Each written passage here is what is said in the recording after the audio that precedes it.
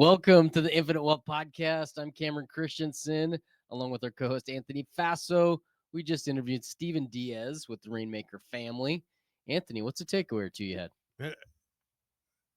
There were a ton. I really appreciate how it wasn't just talking about starting a business, but it was also maybe starting a business that works around your family. Yeah. Where it's family first. I would tell you one takeaway I got, and this might be etched in my brain when you did the Zoolander. Like he talked something about the hair care aisle, and just as he did it, you like did a Zoolander, and like if you got to see the YouTube where he just kind of lightly brushes his fingers over his hair. I got to tell our podcast team to maybe cut that out, and maybe that could be like a GIF, a GIF or something. But I liked how he talked about getting that first taste of passive income. Yeah. It's always hard to get that, to take that first step. But once you get that revenue, those dollars from not trading your time, but you're from trading your dollars, can be very sweet and addictive, and you want more, which I think a lot of our listeners are on that fence where I want to create some passive income and I'm not sure exactly how to do that. Well, what I would suggest, get on a DC with us. Let's kind of talk about, we talk about infinite banking, but we could also talk about these ways to create passive income and ways that you can combine the two of infinite banking to create that financial freedom. He also talked about, we always talk about passive income, which really it's not that passive. Or typically at the beginning, it's going to take some effort. So he uses a term called leverage income, which he goes in to explain, which I thought was pretty interesting. Cameron, any takeaways that you have? You got quite the list of takeaways there. Well, I pay attention. Man, well, I say one or two, but I really am looking for one from you. Takeaway I had was what he shared with us at the end, right? We talked a little bit about coaching. I think we have similar conversations, right? That he would have with clients, that we're having with clients. And so we had talked about mindset and this idea of poverty mindset, how to overcome it. And you shared a great story. I won't give you guys any insights. Stick around for that one towards the end of the interview. But the lesson was really focus on what you have versus focusing on what you don't have. And again, man, I think that goes to that prosperity mindset of here's the tools that are available to me. How can I use them to get to where I want to go? Great message, great interview. Hope you guys enjoy this episode. Take care. If you're an investor or want to be an investor and you're looking to create passive income that exceeds your monthly expenses, then this is the podcast for you. Here on the Infinite Wealth Podcast, we combine the philosophies of Robert Kiyosaki's Rich Dad, Poor Dad, along with Nelson Nash's Infinite Banking. Welcome to the Infinite Wealth Podcast. I'm Cameron Christensen, along with our co-host Anthony Faso. And today we've got one half of the power couple, Steven and Chelsea Diaz.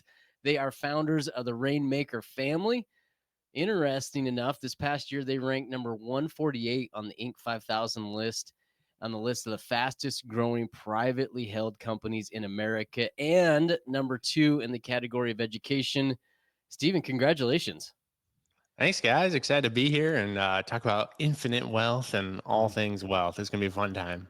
Man, we're excited to have you. For the listeners that are just getting acquainted with you, man, if maybe give us a little bit of background of what you and Chelsea were doing before you got into what you're doing today. Yeah. I mean, I know before the show, we are talking about trading dollars for hours, and that was our life. Like, I don't think the concept of not trading dollars for hours ever even entered my mind until I read 4 Hour Work Week. I think 4 Hour Work Week was the first time Tim Ferriss's book. I think I read that in college, and I remember just like going over and over that book and being like, it just like blew my mind. And it was just like, oh, there's a different way. There's something else here. And I think the idea of a 4 Hour Work Week is very ideal, but I really love to work and I really love doing stuff that we love. And at the time we were doing what we loved, my wife and I were very creative, and we had cameras. And so we started doing photography and videography, and started shooting weddings because we were young. Nice. And all of our friends are getting married. It just made sense. And kind of before we knew it, we had a full-fledged wedding business. And that business ran for close to 10 years, Wow. and really got us a good start in life. I mean, weddings were one of those things. It was a lot of work, a lot of travel, but it was good Yeah. income, right? Mhm. But as we started to grow and like now we're shooting every weekend, right? And we're, not seeing any friends anymore. And this thing's really scaling. We really hit that point of like capacity, right? Everyone has so much energy, so much time. And at the time we didn't have kids, right? So like you have a lot more time then, and it was full. And we're getting to this point where we're just kind of overwhelmed, overextended, and really looking for like, okay, we need to figure something else out, right? If we're ever even going to have kids, start a family, this isn't going to work. And honestly, I don't know. I'm not throwing shade to anyone out there, but you don't see a lot of older wedding photographers, right? Like it's kind of like right? They're kind of That's the interesting point. yeah, there's like a aging out of this Yeah. thing. Like it's intense, and it's these big long days. You're on your feet all day, and then you're working all week editing. It's intense. So basically that's what put me on kind of the hunt for passive income. I know you guys are big into passive income, exceeding those monthly expenses, and I really just like I think I read 4 Hour Work Week, and I just got on that kick, and I just started. Once you start Googling that, the Yeah. things just start chasing you. You start seeing all the ads, getting on all the webinars. And that was me. Like this is probably 2015. I'm just on every webinar, looking at everything, and I'm starting everything. I'm just like anything that looks cool. I'm like, yeah, I'm going to do Mhm. that. I'm going to do that. I'm going to do that. And what I didn't realize at the time, I was just basically extending myself further. I was doing a bunch of stuff that was still trading my time for money, right? And chasing all these things. We call that, looking back lovingly, the spaghetti season, right? Like kind of in the season, you're throwing stuff against the wall, seeing what's going to stick.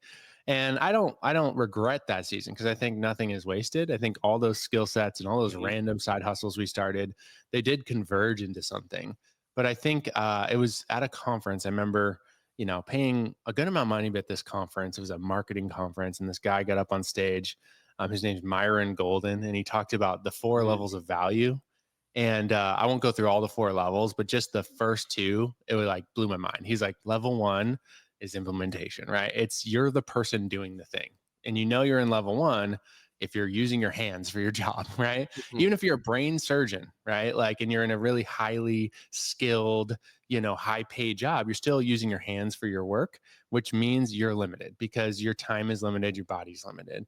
And he said to level up, you need to go level two, where you are now in um, unification, right? You're managing people who do the thing, right? You're starting to manage the people who do the thing. And I mean, I'll tell a quick story. Just that one mindset, like, started to, you know, help us see more passive income. And now I actually call it more leveraged income because it wasn't completely passive.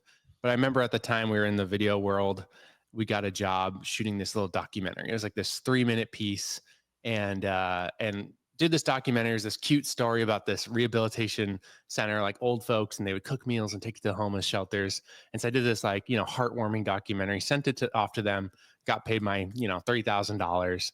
And I get an email back from the CEO, and he's like, "Hey, I love this documentary. It's awesome. I want to do one for every facility we have." And they had like Mm. 75 facilities like across like California. And I was like, immediately, I just thought, oh, I can't, right? Just it's like kind of that default pattern I think a Mhm. lot of us have is, oh, there's Yeah. no way. Like I started doing the math. I was like, okay, I could shoot every weekend and then edit. And I was like, this will take me 6 years. Like, Well, Steven, now let me I want to clarify. I know yeah. your thought was we can't do this, Yep. but what's your response to the CEO? Were you like, yes, we can, and then I'm going to find a way to do it? Or did Yeah. you like, Well, well, I need it to was think about it? it was right after we kind of heard this presentation of, oh, leveling up. We got to manage the Mhm. people to do the thing, right? And so we started really asking, okay, how can I? And so I just kind of threw an email back to this guy. I was like, hey, it'll be $250,000. I'll assemble a team of people. We'll make it happen. I had no team. I had no like, I had nothing. And before I knew it, like I got the email back. Ding, he signed the contract. $250,000 project for us. And literally that year, I got to pay my friends. I went to film school. So I just called my friends up. I learned Mm. how to write SOPs, right? Here's how you shoot this thing. I hired an editor, from New York City, and we were shipping hard drives all over the place. And out of that 250, I made an extra $100,000 just to manage the people who did the stuff. I think I shot 2 of those projects myself, and then I managed everyone else who did the things. And so that's where we started to taste like, wow, leveraged income, right? Like we were able to increase our income significantly without doing all the work, just creating systems. And so once I started learning that, that's where I kind of came back to look at all the side hustles we had going on and going like, which one of these has the most leverage, right? Has the most like scalability without burning me out and taking more of my time. And that honestly was selling products on Amazon, which is super random, but it was just again one of the side hustles. We were doing Airbnb and and trading and Amazon and like all the things you see online. But we were selling these little toys. I actually have one on my shelf here. If people watching the video, we're selling these little wooden toys on Mhm. Amazon, and this was kind of in that the fidget spinner era. Yeah. So you remember the fidget spinners? Those kind Oh of took yeah, over the Yeah, yeah. internet. Cameron was big on it. I still am. Yeah, man, those things are addicting. Just spin them, spin them. But this thing, Yeah. it wasn't a fidget toy, but it was fidgety and it was kind of like a desk toy. And so we started putting some of those keywords on those products on Amazon. And those things just started flying off the shelf. And that was really where we had our aha moment. Me and Chelsea were at a wedding. Again, we lived in Chico, California at the time. It's like 100 degrees. And where you get one break in the wedding, it's dinner time, right? And you get 10 minutes. I remember looking at my phone and seeing our Amazon store that day. Again, this had been months building to this point, but Mhm. our Amazon store that day had made more than we had at the wedding. And it was like, this Uh, is it. This is that level two where we're like managing the people. Amazon has their employees shipping these things out. We're working with manufacturers who are making the product. We're just literally managing all the things. And having that previous video experience and learning that kind of how can I mindset, it was really like, wow, how could we scale this? How could we go bigger with this thing? And really, that's what we did. We started leaning into that more and more and more until it replaced our wedding income.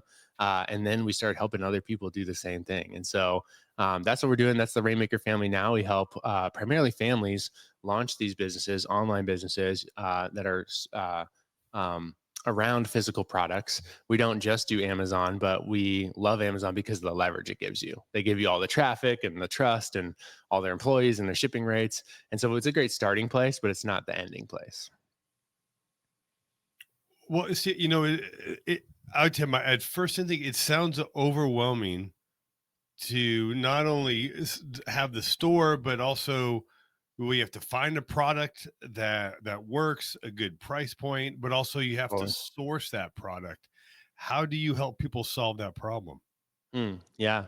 Most people come into our world again, similar to me. They're just trading dollars for hours. Maybe they're in a corporate career. They're looking for something just on the side. And so they honestly are not inventors. They don't have product ideas. And that was kind of Mhm. us too. We just were like, hey, we want to try this thing. So that product we were selling was very random. Um, right now, what we do, we pretty much use data. So to make those product decisions. So if you imagine Amazon as like the world's biggest grocery store, what we're looking for, we actually have software that kind of looks through all of Amazon and we're looking for aisles in that grocery store. At the grocery store, you go down like the, bike aisle or you go down the, health aisle, The right? hair care aisle, Yeah, right? hair Yeah, care. yeah. I'm in that Yeah. aisle. So yeah, you're going down I that don't know. aisle. On Amazon, aisles are search terms, right? So people are searching, bike helmet for kids. They're searching how to make my hair look really great, and they're going down these search terms. Those are the aisles. And we're basically looking for aisles on Amazon that have a lot of people walking down them or searching them, but not a lot of great products on the shelf. Like there's like 4-star, 3-star, 2-star products, and people are still buying them because it's kind of the only thing that's on the aisle and they really need that thing. And so that's how we make kind of all of our product decisions now. We use this software that kind of shows us search volume, shows us demand, shows us do these products have room for improvement? And that's how we make those product idea or product selections. And then we connect our students with manufacturers who can make those products. They ship them to Amazon, and then Amazon handles all the shipping. So that's where it's very leverage. You should touch the product at some point, get a sample, make sure it's great. But technically, once you get it going, you don't even have to touch the product. You're just coordinating things via your laptop and getting paid.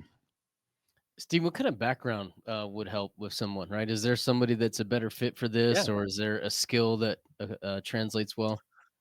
The product research is definitely a little more like data analysis, Okay. and so some people get in there and they're like, I don't like this. And there are ways you can outsource product, research, but it is one of those things that you kind of want to you want to take time to learn, right? Because that's, if you mess that up, you're ending up with a bunch of inventory you can't sell, and that's no fun, right? So it's a little bit like, with that software, you're looking at spreadsheets, you're looking at numbers, but once you know the numbers to look for, you're like, you can qualify products really quickly. Like we have like an 11-point checklist, just like yes, no, yes, no, yes, no.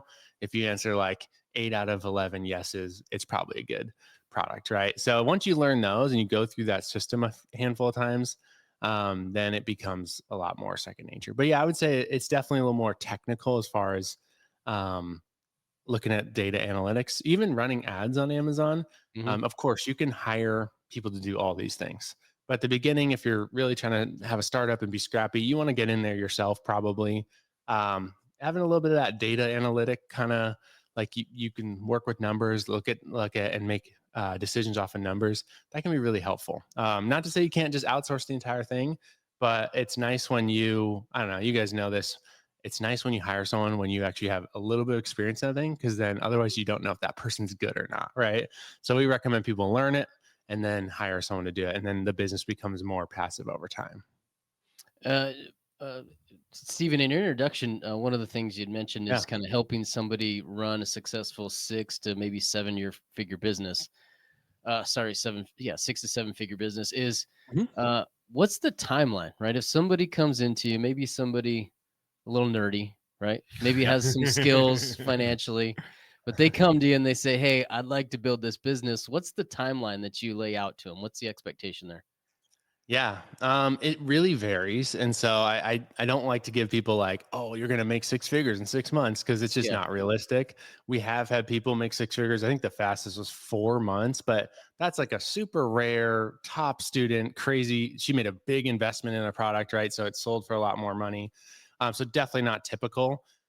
We do have in our community someone crossing the 6 figure mark we just did the math on this for this year, every 11.7 days on average. We have a new person crossing 6 figures, but not everyone does, right? So I would say timeline, if you're going to go, I'm going to start an e-commerce business, like I wouldn't just do it on a willy-nilly, just like, oh, it's just like, impulse. I'm going to go start an e-commerce business. It's a commitment, like 9 months to 2 year commitment to really get this thing going where you're actually seeing money come out of it.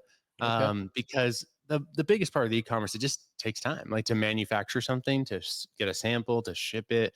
That stuff's, you can't be as fast as like making a digital product and selling it on Instagram, right? Like that can happen a lot faster, but physical products, they take time, but it's worth it because you can really scale them up. Once you have a product that works, you can really get it in front of more people, scale it up. And then ultimately, you're building enterprise value in the business. And these businesses are very sellable, because once you get them to the point of being very passive and you're just restocking inventory, maybe you have a couple VAs in there running things, they're very attractive to investors who just want to pick up another income source.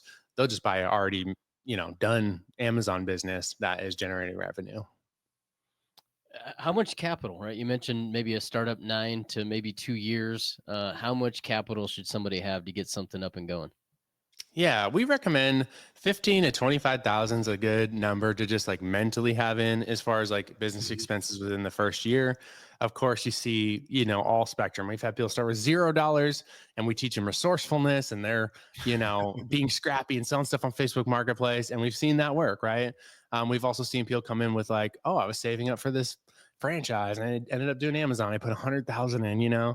But I think, on average, 15 to 25K will get you access to, a coach, a mentor of some sort. It'll also give you money for inventory and then restocking inventory. And that really starts get you, out the gate strong. So you can do it for less, but that's usually what we recommend, just mentally having in your mind 15 to 25K, and starting there. Yeah. The one of the stats you shared is somebody crossing that 6 figure mark in 11.7 days or ish, right? 12 Yeah, days. on average. So every like basically, what is that, two weeks in our community. So we have a community of families doing this. Another family hits the 6 figure mark. We give out these awards. That's one on the wall over there. And so that's Mhm. how we track that, because they go claim the award and they send us their screenshot, like I made 6 figures. And that's top line revenue. Of course, it's just really the beginning of these businesses. Mhm. But it's a cool milestone to celebrate. Now, how much time does somebody realistically need to have for this to be successful? Yeah. I would say it's definitely kind of like a part-time, like, Hmm. job, right? Like, um, I think Amazon back in 2018, it could be a very light side hustle. Like you're just in there 1 hour here and there. But now, especially the learning curve, I think it's something you gotta, it's like pretending you're going to school, right? Like, and you're just gonna devote an hour or two a day towards something. That'd be what is that, 7 to 14 hours a week, right? So kind of part-time, I think that's doable. Of course, there are seasons where it may be more intense, and then there's seasons where you can really tone back, especially after you get your product launched. Like, there's some maintenance, but it can become a lot more time leveraged. Hmm. But oftentimes people catch the bug and they're like, oh, I'm going to launch another product. I'm going to launch another. And they just keep going. But I would say 7 to 14 hours a week is a good mental commitment if you're going to do this. Now, Stephen, as we talked a little bit before, there's many people in this space, and some I would be very cautious of it because they promote some outlandish results. But Totally. how are you guys different than kind of like the bulk of the people or some of the other competitors in your space? Yeah, there are a ton of Amazon trainers and things like that. We really cater to moms specifically, but we've seen that kind of expand more into families. Mhm. So with that, we really want to do things in the shortest manner possible, in the most leverage manner possible, because that's how we were. We started having kids and we're just like, we want to run this business, but not have it like run our lives. And so we do a lot of work around, time blocking and time management and family dynamics in there. So we do a lot of that. I would say the other thing that we are probably industry leading in is our tracking. So we actually track student milestones and success through like every stage, even from like they signed up to like they logged into the course, right? If that doesn't happen within a certain amount of days, they go red in our system. And our coaches are reaching out to them and getting them back on track. And we have that mapped out for the entire journey. And so our coaches just log in every day and they see who's in the green, who's in the yellow, who's in the red, and they start helping the red people get back in the yellow, get back in the green. And so we do a lot of like accountability in our program as well, which I don't see a lot of people doing. I see a lot of people, here's a course, good luck, you're on your own.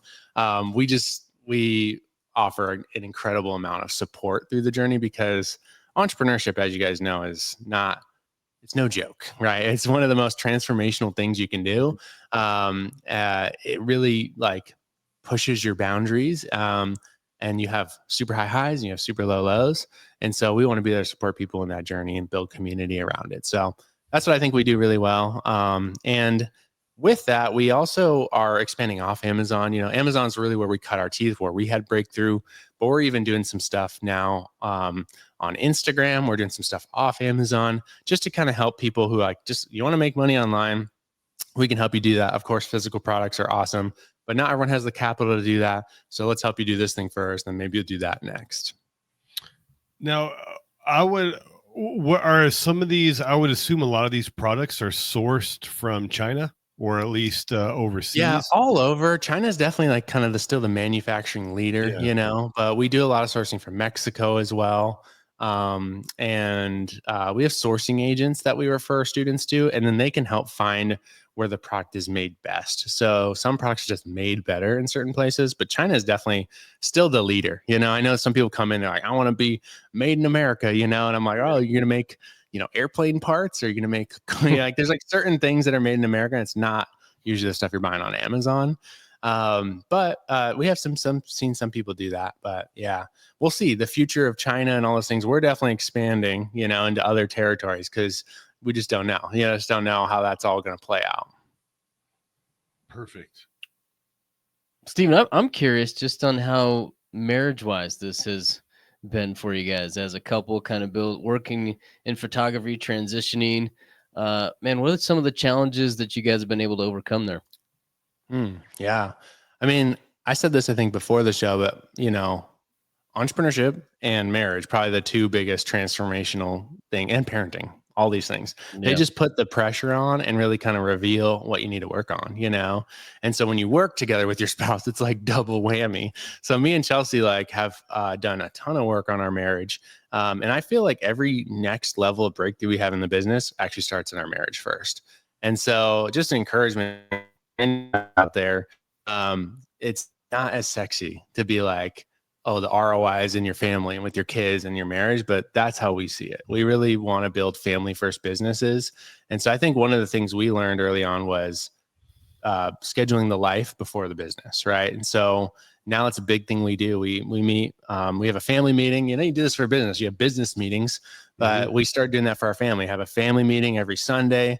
We look out 10 days and we really just talk like, how can I support you this week? How can we schedule in family stuff first? You know, I want a daddy date with my 4-year-old son, and you're going to do a solo date with our 2-year-old. You know, we get those things in first. Okay, date night here. And then we make the business work around that, right? Like you forget you own the business and you can tell yourself what to do. And so like, we just do that. And even the whole year, we just did an annual planning. We'll plan out the entire year and we'll just kind of like, okay, let's make sure we have family stuff in there. Otherwise we just fill it with business stuff, and we love the business, right? But we got to prioritize the family, you know? And so that's something we've been doing a lot lately, is just creating these dream weeks where it's like, let's put family in first and then work the business around that, and make sure we stay in that ownership position of the business, not the business owning us.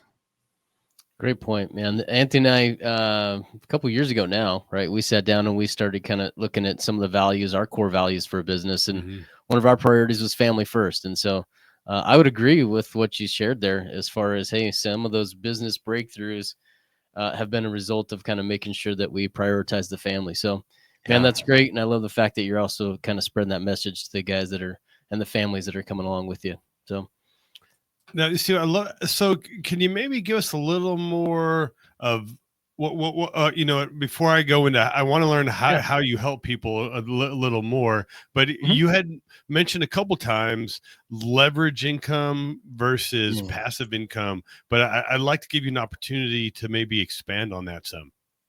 Yeah. I mean, at the beginning, we used that word passive income a lot, and we found it kind of just, especially when you're in a coaching program, it didn't attract the best people because they'd come in, pay you some money for a course and be like, where's my passive income? Right. And there is such thing as passive income. I think, you know, funds and things like that. You put money in and you get some money out over time, and it's fairly passive outside of like an email here and there. But Amazon is, you know, and these types of businesses, I like to think of them more as leveraged income.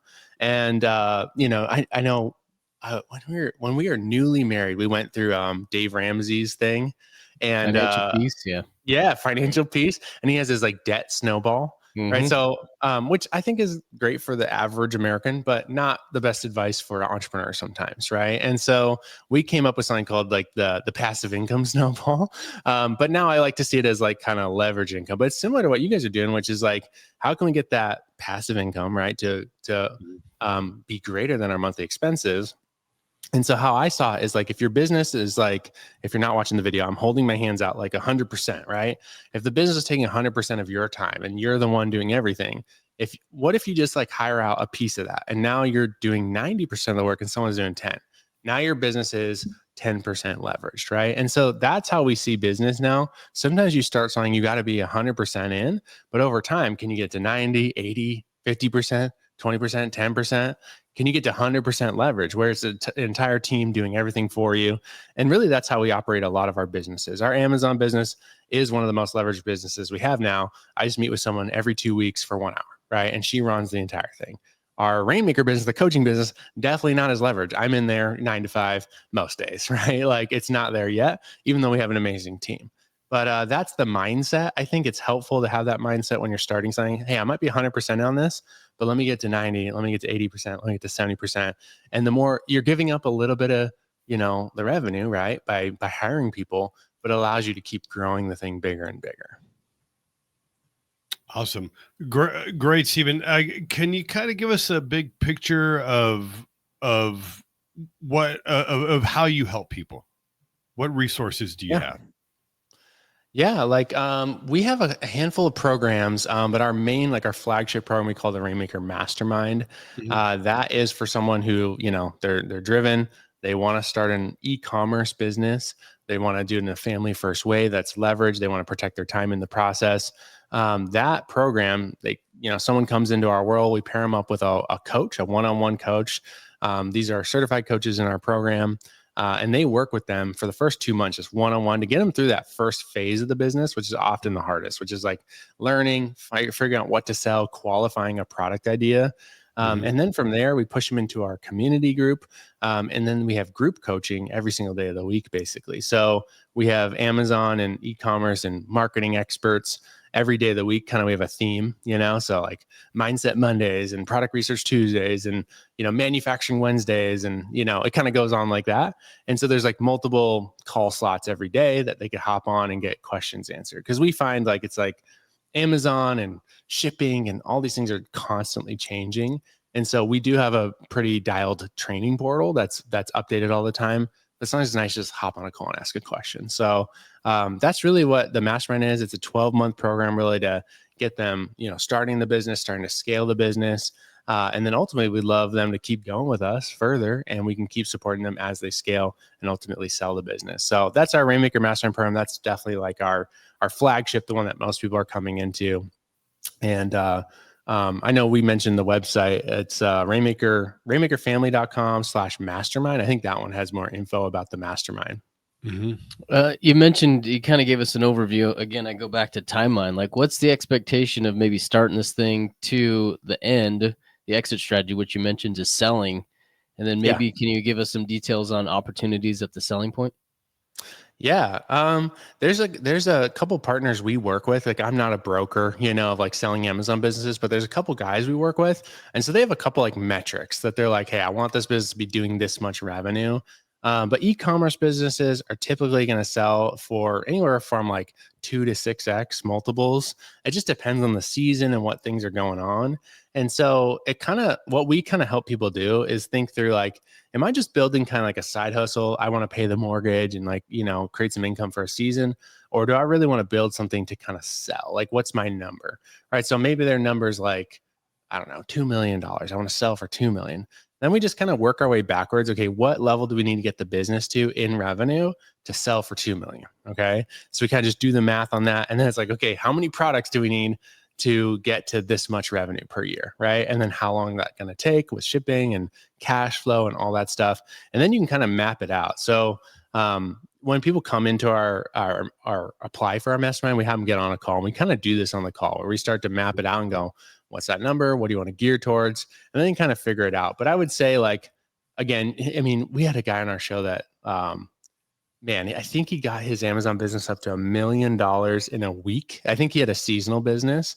And so he it was like a Father's Day gift or something like that. Just so intense. But he did it in like an insane amount of time. But it took a ton of capital. He had to like do a bunch of borrowing, get a loan, all this stuff. Super high risk. That's not the normal person that comes into our world. But I would say the normal person who's like kind of putting their own money in, maybe they're leveraging some borrowing, you're probably looking at a 2 to 4 year probably growth period before you're at the point where you'd feel like, okay, I could sell this for a substantial amount of money. Some people go way faster, some people go way slower. Of course, higher ticket products sell for more. We had a gal cross the $1 million mark the other day in sales, but her product sells for $300, $400 a unit, on Amazon.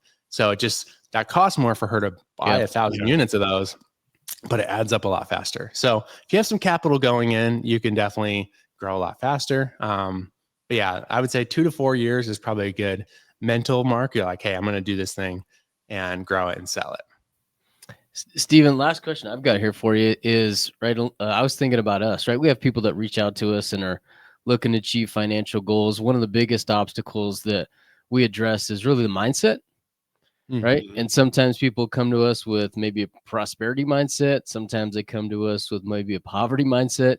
Have you experienced that? And if so, man, how have you guys been able to overcome that? Yeah, I would say, I mean, definitely the poverty mindset is way more common. And honestly, that's really what we're all about, is helping people get out of lack thinking, whether that's There's not enough money. There's not enough time. I'm not enough, right? Like it goes deep, right? Especially with moms, you see a lot of mom guilt. Oh, I'm not being enough for my kids. I'm not being enough for my husband. So we deal with that a lot. So that's why we have Mindset Mondays. Every Monday we're doing something on mindset, because it is really one of those things. I think when I'll tell a quick story, I guess, that just kind of gives this point. I had my son, he's 4 years old now, but he was probably 2 at the time. And we, it was like Halloween, right? And so, I had some candy around the house. We just don't have a ton of candy. And I put most of it away, but we wake up early in the morning. It's like me and him time before mama wakes up, right? And we come downstairs and he spots like the gummy bears, right? They're on the counter. There's just like one little bag. He's like, oh, gummy bear? And I'm like, okay, sure. Like, I want to be a good dad. You can have a gummy bear, So I give him a gummy. I'm just like, you can have one gummy bear, right? I give him one gummy bear. And I start to take the gummy bears away. I like to go put them away. And he's like putting the one gummy bear in his mouth. He chose the color he wanted, but he sees them going away and he starts to cry. He starts to just like, oh no, like the gummy bears are going away. And him focusing on what he was missing out on, it actually robbed him of the experience of what he had, And I quote Jesus on this one because he's got the best quote on it. It says, he that has will have more of in abundance, but he that has not, even that will get taken away. And it's such a powerful statement. Like when you focus on what you have, it'll really multiply. But when you focus on what you don't have, it'll actually dwindle. And I see this in business a lot where, people are like, I don't have the money, right? And then they get stuck. But people that have resourcefulness, right? They're like, okay, I don't have the money, but what do I have? Well, maybe I have time. Maybe I have connections. Maybe I have friends. Maybe I can text some people, right? And they start to like drum up the opportunity. And so I think that's my biggest kind of message in our program is that never get stuck on what you don't have. Always think about what you do have. And when you focus on that, and you're grateful for that, you're thankful for that, it will really multiply. Man, I love that. That was a great story. Yeah, it was. It's kind of like you with spreadsheets. So you go away and you start crying. Steven, I'm sure our audience is going to kind of connect with a lot of what you said there. If somebody's listening and would like to get in touch with you, what's the best place to go? Yeah, we have a podcast, the Rainmaker Family Show. So if you want to hear more me and Chelsea talking and interviewing great guys like these guys, Rainmaker Family Show, also rainmakerfamily.com/mastermind. That'll get you more info on that mastermind we were talking about. And we'll hope to connect with you guys soon. Awesome. Well, awesome. Steven, thanks for the time and sharing some great stories. We really appreciate it. Wish you nothing but the best. Go make it a fantastic day. Take care. If you like this video, I know you're like this one. And if you want to learn how investors use infinite banking to increase their returns and lower their taxes, check this out. And if you have some questions and want to see if infinite banking is for you, hop on a discovery call with us. Link for that will be in the description.